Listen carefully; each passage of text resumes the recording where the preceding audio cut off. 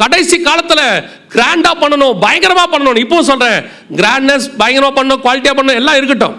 அதை விட first preference spirituality. அவன் ரட்சிக்கப்பட்டவனா, ஆவிக்குரியவனா, கர்த்தருக்குள்ள இருக்கானா, மகிமைக்குள்ள இருக்கானா, ஆவியில பாடுறானா. நீ ஸ்பானிஷ் மியூசிக்கை கொண்டு வரியோ இல்ல கொண்டு போய் நீ மெக்சிகன் மியூசிக்கை கொண்டு வரியோன்றது முக்கியம் இல்ல. கர்த்தர் சமூகத்தில் காத்திருக்கிறவனா இருக்கிறியா, அதுதான் முக்கியம். நமக்கு பரிசுத்தவான்கள் சாரல் நவரஜம்மாவா இருக்கட்டும், இல்ல ஃபாதர் பெர்க்மன்ஸா இருக்கட்டும், அவர்கள் பரலோகத்திலிருந்து பாட்டை கொண்டு வந்து கையில கொடுத்தாங்க. அவங்க வேற எந்த நாட்டில இருந்து கொண்டு வரல. 40 நாள் உபவாச ஜெபம் இருந்து பரலோகத்திலிருந்து டியூன் கொண்டு வந்து கொடுத்தாங்க.